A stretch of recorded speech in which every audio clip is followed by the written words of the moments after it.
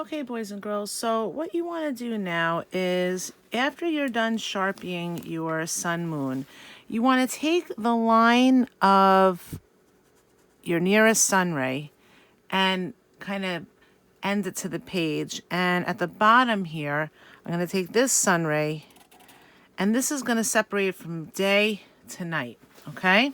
So before you get started, you're going to take your lines and separate them.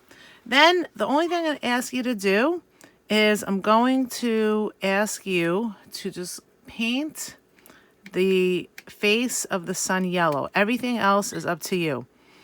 And what you do for that is you took your brush in the water and then the water and the paint, you see in a circular motion.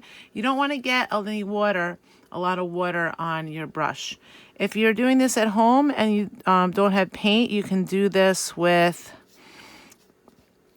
crayon or a marker or a colored pencil. It's up to you. But basically, what you might notice here is I'm going back from the water, getting the paint on the brush. And what I like to do is I'm using my one hand to lean on the painting, to hold it the painting still. And I'm actually using my hand, my right hand that I'm painting with, I'm leaning it on the painting to help guide me and give me more control of the brush. And you need, once you get your paint pan wet, you need very little water to keep that watercolor paint going. And as you can see, I'm just lining the edge of my sun face here. I'm taking my time, and I'm just, you could actually paint over the Sharpie if you have a Sharpie. I'm going to do the eye a little bit later. But basically what you want to do is I'm leaning on the page. I like to actually use my pinky. It might be hard for you to see how I'm doing this, but I'm always leaning my hand on the dry part of the painting so that once you fill it in, it's nice and easy. And you have control when you lean on the painting like this. And just like how we use marker, what I like to do is outline, you might be hearing my dog in the background. You basically are going to be lining the edge of the painting and painting in the same direction of the shape of what you're painting. So you really want to try to get the sun face done in one class period.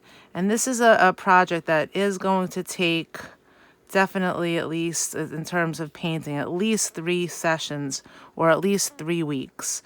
So take your time. You want a nice bright lemony yellow. And you want to make sure it's nice and even. We're not doing any blending yet. And you can go back and forth and make sure that it's even. And I also, by the way, have a paper towel. You have a paper towel in your hand or a wipe in case you have any accidents where you might have to blot the paint. And that means that you take your paper towel or your wipe and you gently press, like I'll show you right here if I made a mistake. You press and lift up and it takes up the color. Okay, so one of the things that you also might notice when you're painting, and you can rotate your painting to get to the areas that is hard for you to get to if it's wet. So you want to go back and forth using the tip of the brush. And again, you want to have more paint on your brush, less water. And again, glide with the tip of your brush to outline the shape of what you're painting. And this part is the sun. Everything else with the sun rays, you're going to use the warm colors. You can use red, orange, even yellow. I'm going to actually use yellow and red, orange for the rays of the sun. And I'm actually going to show you if you wanted to make red, I'm going to show you how to make red. I'm going to ask you, though, to paint the sky You can do a light blue if you want, or if you maybe you even want to do a sunset or magenta. So now I'm going to wash my brush. Always make sure you wash your brush thoroughly.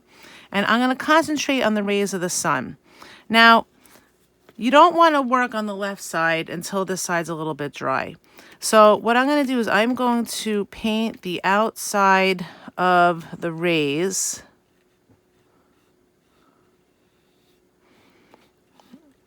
yellow, and the inside I'm going to paint orange. So you can have a nice pattern of orange and yellow.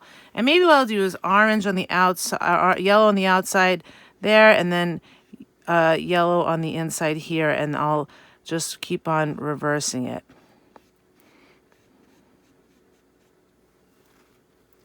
When you're done painting the sun,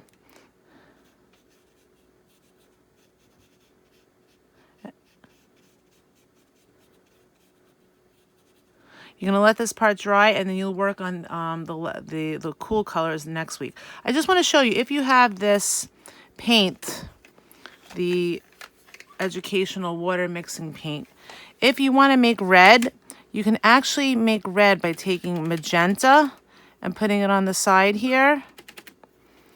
And then you can add some red orange, and you get a nice red there if you want to use red, okay?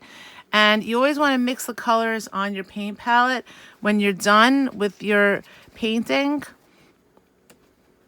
you rinse off your brush, dry it, and then if there's any colors that are mixed up there, you're going to want to clean it up by blotting it.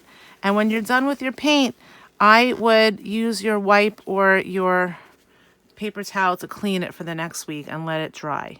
Okay, so I'm going to show you how I do the next side and fast forward.